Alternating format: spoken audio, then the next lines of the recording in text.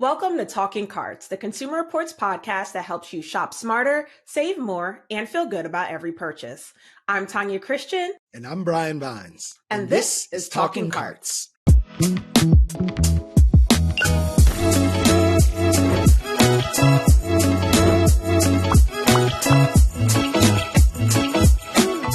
Clean home makes a clear mind is right up there with a hard head makes a soft behind, because in my house, when Saturday morning came, it was time to clean. And that meant everybody had a job. I mean, the same with me. So the threat of corporal punishment aside, in many of our households, the end of the year cleaning is just like Saturday morning on steroids, with surfaces to be wiped, rugs to be beaten, and laundry to be cleaned, folded, and put away. On the same day. Clean, folded, no reminders, no remainders, right? Well, that end of the year cleaning is a symbol of moving negative remnants from the year out and getting your house in order for all the good vibes waiting for you in the new year. And we're all about good vibes here at Talking Carts. So we have invited two high vibrational individuals to share their vast knowledge about all things clean. CR's home and trend writer, Jodhaira Rodriguez, and CR's own social media sweetheart, laundry expert, Rich Handel. Well, before we turn to our high vibrational friends who are going to be joining us, Tanya, I wanted to ask you, on the scale of 1 to no, are you that girl waking up and cleaning every Saturday morning with the Aretha in the background? Not every Saturday. I'm not even going to lie. Not every Saturday, most Saturdays though. And I grew up in a West Indian household, so I am starting off with Bob Marley. I am going reggae and soca for my cleaning. All right. In my house, we had a little climbing up the rough side of the mountain. It might start with a little gospel, Jesus will work it out, and transition to some of the Motown. But that is very old school. I have another question for you that is very of the moment. So these folks have released this Neo home cleaning robot. It's about $20,000. You may have seen, if money wasn't an object, are you springing for the house cleaning robot? Money aside, yes. If you just had 20,000 ducats hanging around, you'd go. Yeah, why not? Why not? Me and dusting, we just do not really get along. So that is the one thing, the dusting and cleaning windows and toilets. If somebody else can do that, by all means. Well, we're going to get into a lot of cleaning hacks, but one of my, as the older brother, hack of the house was always go for the cleaning of the toilet. When they're passing out jobs, really? Oh my gosh, because it's such a cheat code. You could be done with your chores while your brothers and sisters are wiping and cleaning and folding if you don't have the mental thing about ew, and I don't have that thing. So maybe if it's a small bathroom, I guess. Well, listen, once again, I come from humble beginnings. We did not have a huge, luxurious bathroom with a steam shower and a bathtub and a waiting room and no, it was just like the sink, a toilet, a tub, bada bing, bada boom. You even wipe down the mirror as a bonus, but then you're out and on to your day. All right, well, listen, I am not necessarily a bathroom person, but we know somebody who knows how to clean all the things, and that is Jodhaira Rodriguez, our cleaning expert at CR. Welcome to the show. Hey there. Thanks for having me. So just so the people get a little glimpse of your home and trend bona fides, we've come up with the briefest little quick answer quiz, and we're calling it Spick and Span or Talk to the Hand. So spick and span means yes, this is right. Talk to the hand means I don't know who led you astray, but I'm going to set you right. Are you ready, Jodhaira? I'm ready. Hit me. All right, off the rip. Bleach is the best all-surface cleaner for everything. Is that a spick and span or talk to the hand? Talk to the hand. Absolutely talk to the hand. All right. Vinegar cleans everything. This is another talk to the hand for me, Brian. I'm sorry. Why is that? We love vinegar. We love vinegar for a lot of things, but not everything. We can't make that blanket statement about vinegar. Vinegar is an acid. There are certain things that if we clean it with vinegar, it's going to corrode the material and damage it. You don't want to clean anything that's rubber with vinegar. You don't want to clean any natural stones. So if you have any natural stone countertops, you want to stay away from that. Vinegar is also like very popular with some folks for laundry. But you want to be careful with actually pouring vinegar in your washing machine because it can damage the rubber seals. And then what it'll do is if it damages it enough, you're going to get leaking. And then you're going to cause flooding in your apartment with your washing machine. That's a definite talk to the hand. We don't want any flooding. So microfiber towels clean windows and glass better than newspaper. Spick and span, absolutely. I recommend microfiber towels to everyone to clean mirrors, to clean glass. It's fantastic. All right, the last one.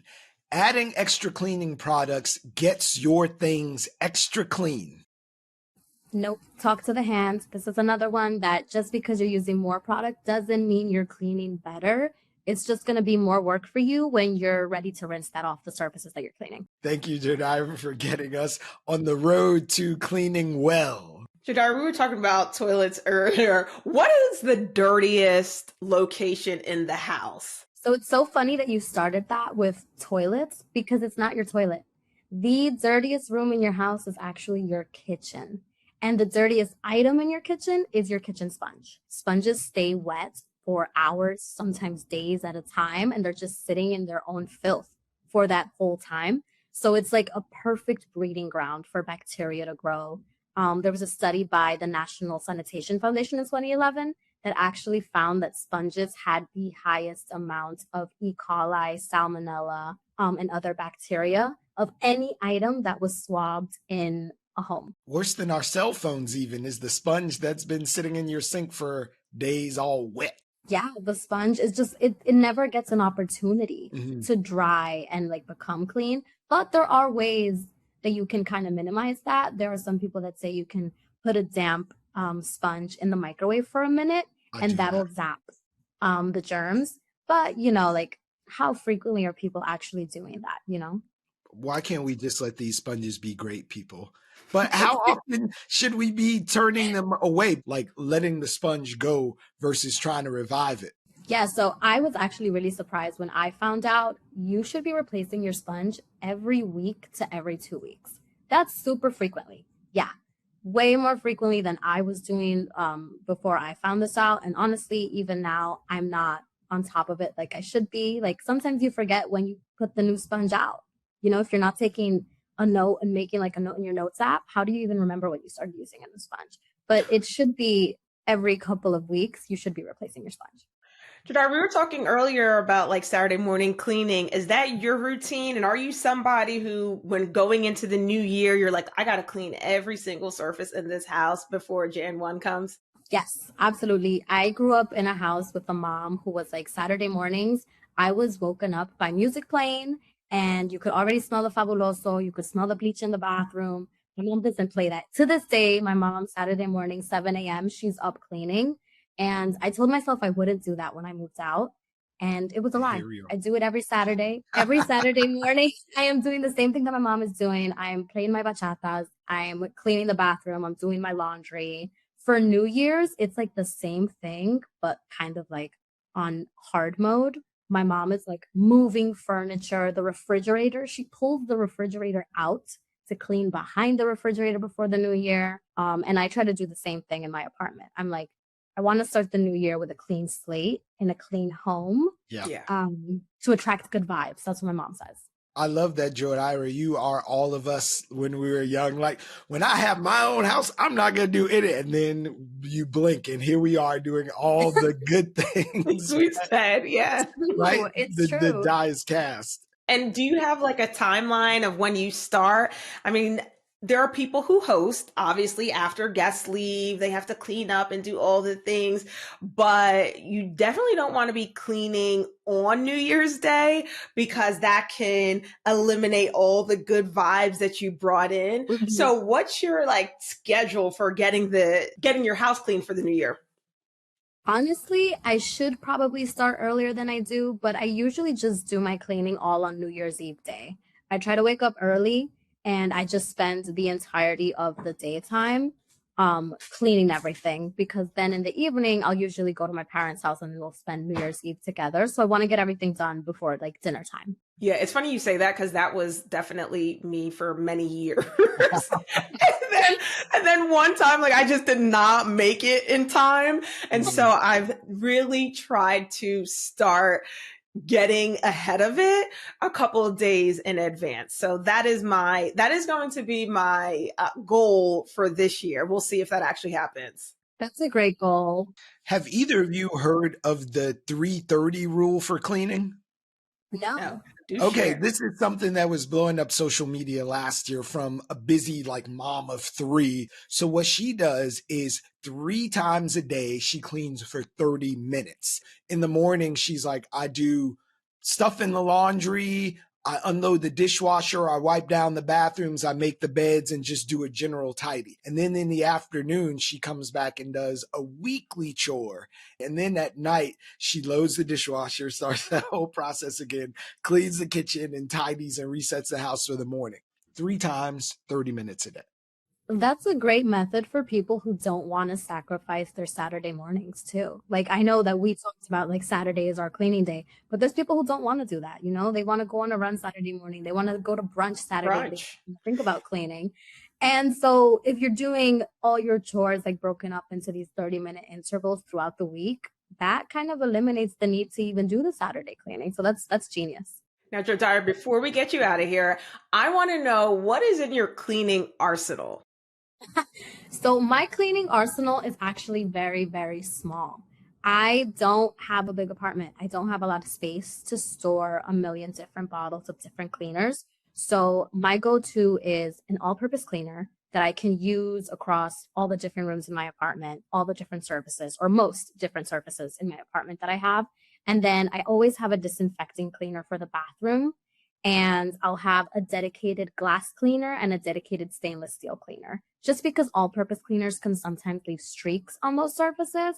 So I want to have a dedicated cleaner for those. But really, that's it. What I have more of is like tools. I always have like a lot of sponges. I always have microfiber cloths. Like I buy packs of 12 or 15 from Amazon, and then I'll just like use them, throw them in the hamper, and then at the end of the week I'll do a load of just microfiber cloths that I use to clean all my surfaces. But yeah, not a big arsenal of cleaning supplies in my house. I like to keep it simple. Well, Jodhaira, you are on the cutting edge. I have a question for both of you. I went over to our friends at Statista and found out how much in 2023 the average American spent on cleaning supplies in that year. So I'm wondering if you all would venture to guess how much the average American is spending per year on cleaning supplies. Probably around $100. Oh, I'm going higher. I'm going to say $1,000. All right. So one of you is under, one is over. No one wins this showcase showdown. It's $818. Okay. So that's about $68 a month. But when you look at the price of some of these cleaners, I can let folks know while we're on here that CR has released its list of the best home cleaning products around for the year. And one of the top ones was $6.04. That's the Zep Pro Tabs all-purpose cleaner, which I think is kind of genius because it's just tabs that you put into a container and squirt out yourself.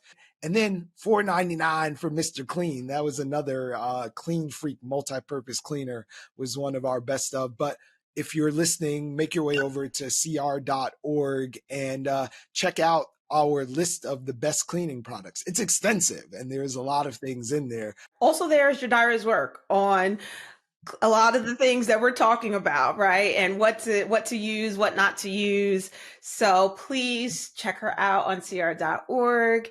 Jodhaira, thank you so much for being with us. Thank you so much for having me. Thank you for having me to talk about cleaning. I love talking cleaning. Let's do it again. Now I am pleased to be joined by social media sensation, America's sweetheart in the laundry room, Consumer Reports' own laundry expert, Rich Handel. Thanks so much for joining us, Rich. Thank you. How you doing, Brian and Tanya? It's How's everything going? Clean and fresh over here. All right. That's the way we want it. Exactly.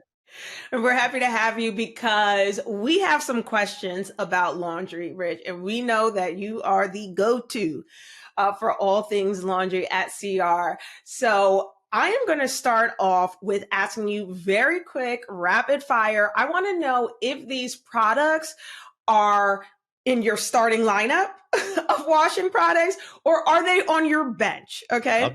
So Shoot. First off, Lysol laundry sanitizer. On the bench. Okay. How about in-wash scent boosters? Yeah, I'm going to throw those on the bench too, not first in the lineup. Okay. How about fabric softener? You know where I stand on this. That's below the bench. And dryer sheets? Same place, right next to the fabric softeners, below the bench.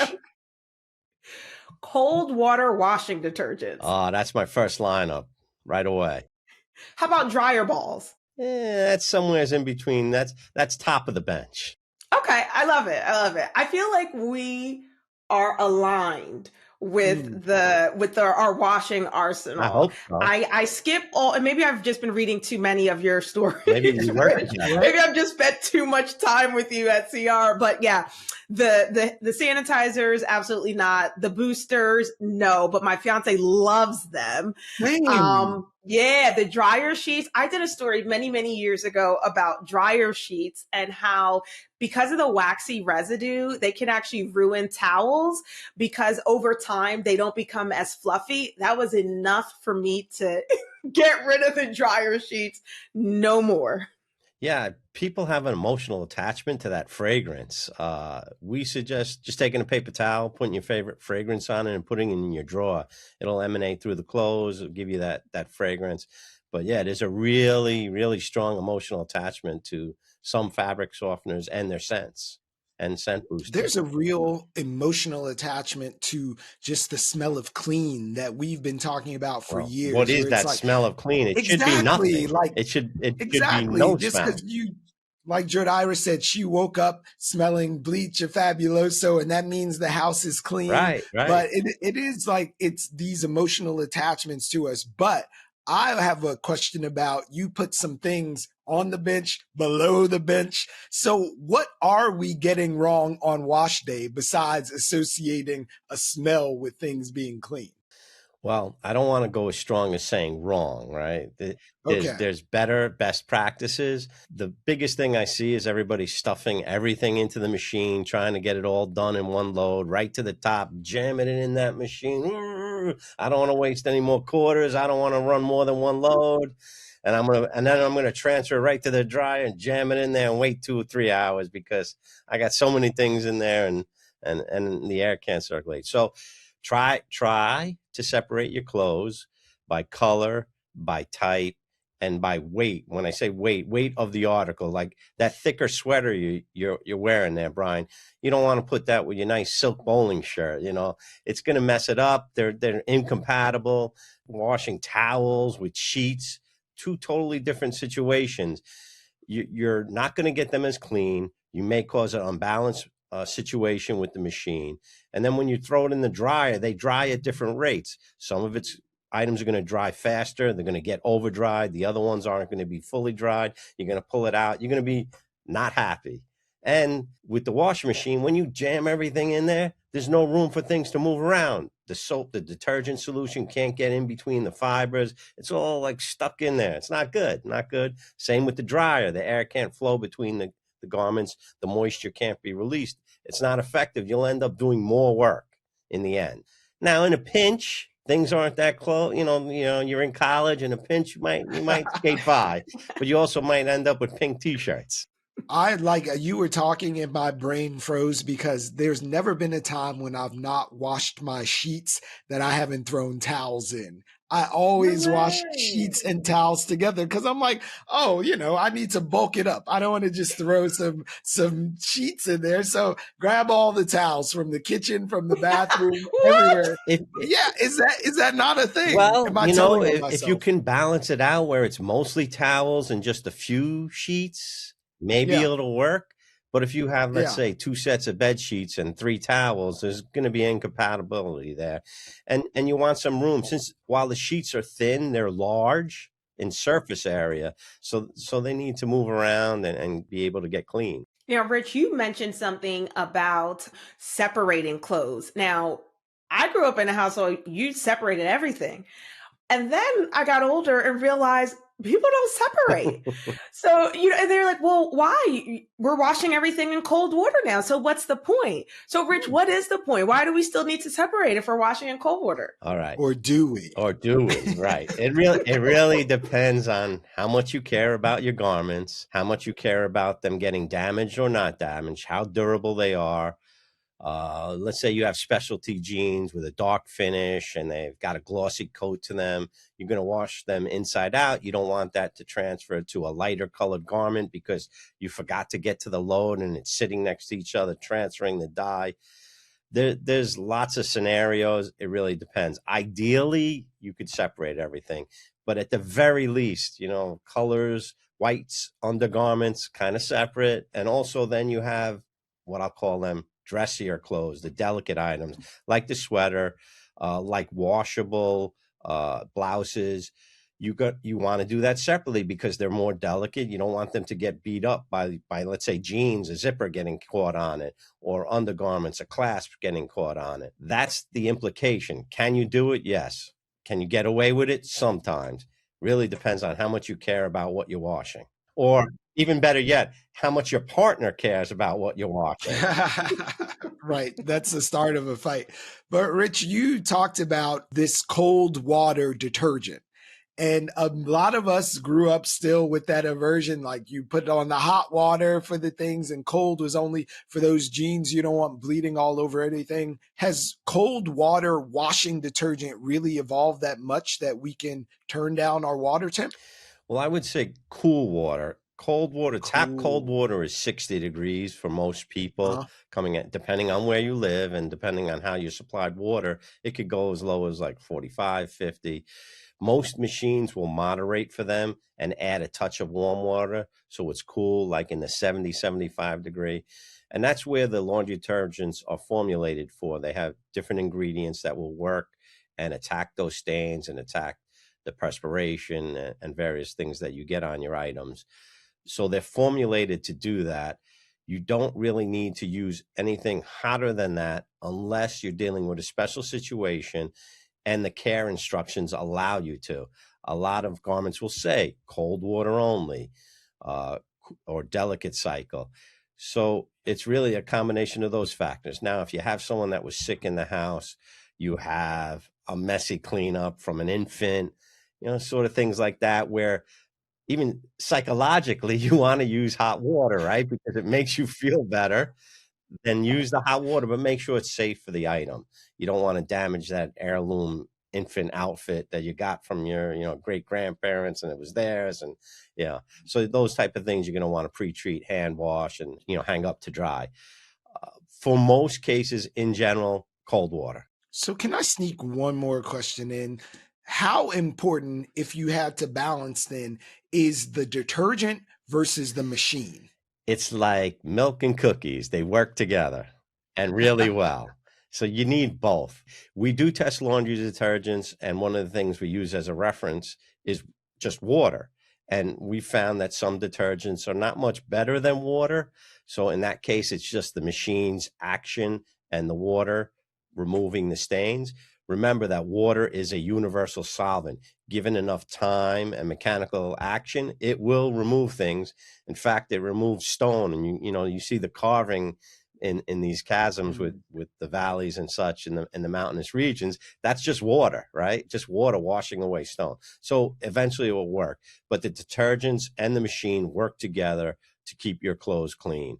Now, before we get you out of here, Rich, I want to know, because this is Talking Cards, how can people save money when it comes to washing their clothes? All right. Earlier I said don't overstuff the machine, but run full loads. So if you can, accumulate like type items and run full loads. That will save you some money of doing an additional loads, but it means like you got to plan a little. You got to separate everything, maybe keep some stuff aside. Depends on how many clothes you have to wear and, you know, how fast you need to rotate them. But if you run full loads with a little bit of space at the top, following the manufacturer instruction, that will save you money. We talked earlier about using cold water in general. Certain items you might want to use hot or warm water, but in general, go with the cold water. Skip the extras unless you're really tied to that scent and that fake softness. Like you said, it's a waxy coating. It's a coating on the fabric like people do conditioner to make their hair feel soft. It's essentially very similar. It makes it feel soft. There are other things you can do. Like we said, try the wool balls in the dryer. It might help a little, reduce the static. Skip the scent boosters. You could try the sanitizers if you're dealing with a special situation, but generally, most of the time, depending on what you do for a living, how dirty your clothes get, cold water, full loads, skip the extras. Rich, I think I have one more, and this comes from your viral TikTok video about laundry stripping, and that's just use the appropriate amount of laundry detergent because it will also go further. What is so though like appropriate level of laundry detergent? On our cups, it's a 1, a 2, a 3 on the side of the thing. Are they lying to me? Are they just trying to get me to use twice as much as I need so I can stay in the pocket of big laundry detergent? Well, take a look at the bottle where it says maximum amount of loads or loads per bottle or per package. That's based on that first and a half or second line. That's their medium load, which is roughly around 8 pounds. But in general, start with the least amount. For liquid detergents, that's about 1.5 ounces, 3 tablespoons, roughly a shot glass of detergent. It's not that much. Now there's even ultra concentrated that are coming out, and they're using even maybe 1 tablespoon. So you really have to look at the package to see what they suggest. And when they suggest you could do 120 loads, it's not at line 3. It's at line 1, maybe 1.5 or 2. So look at the package. You could even calculate it, what it should be, if you want to bring out your scale and be exact like we are. So listen, in the interest of that, pods versus liquid versus that old powder that we all started with, like which is the best for most folks doing their laundry? We found that liquid detergents perform the best, the top rated ones overall and in general. They also are very good to use as a pre-treat because they're very easy to use as a pre-treat. Just a couple drops, rub it in a little bit, don't force it in. And then, you could do it, depending on how bad it is, rinse it out, try again. So liquids are very versatile. Some people, it really depends on what you like. Some people are tied to powder pods for convenience, or liquid because that's just what they're used to. That's what they grew up with. I personally like powders. I find them easier to work with. I've used liquids also. Pods, not so much. I don't want to pay extra. So wait, how much powder should we be using? If I got a shot glass or an ounce of liquid? Line 1 on the cup. Come on, Brian. Line 1. Powders come with the cup? It's been a long time since I've used the powder. I go with line 1. I just got annoyed by having to rinse the cup afterwards or putting it in the load and trying to find it. It just bothered me. You know what? Here's my news you can use. Instead of rinsing out the cup, I always grab a shirt and put it on my dirty neck. So the ring around the collar, you pre-treat. It's pre-treated. So if there's a little, I grab a shirt and inevitably. Yeah, and then I don't like the feel of it. I don't know. It's hard to rinse off your hands. Powder's easier for me, but it's really personal preference. Keep that in mind. Rich, I feel like I've learned so much about you just from your laundry habits. Thank you so much for being with us on Talking Carts. We'll have to have you back. Oh, I'm looking forward to it, and thank you both. All right, Brian. So now we've spoken to our laundry expert, our cleaning expert. Are you going to be going into the new year with a 100% tidy house? Yes, as long as there are no follow-up questions. So with that, you should be getting good vibes in the new year. What are you most looking forward to in 2026? I'm looking forward to all of the surprises that are ahead that we can't even anticipate, all of the phenomenal guests and members who are going to be attuned to those good vibes we're putting out here at Talking Carts. That's what I'm most looking forward to, Tanya. What about you? What's at the top of your 2026 vision board besides that clean house? Right. I am looking forward to getting more sleep. I am the resident sleep expert at Consumer Reports, but I still feel like I do not get enough sleep. So I am prioritizing my sleep this coming year, and I'm actually really looking forward to it. Well, a little curtain raiser. I happen to know we're going to be doing an episode on mattress shopping very soon. So we are. If you have any questions about mattresses and general sleep, I know a lady and she's an expert at it. So get at us. That brings this episode of Talking Carts Clean Sweep to an end. We hope you found something useful there that you will like, share, and subscribe with your friends, because we'll keep churning out the answers as long as you've got questions. We'll see you next time.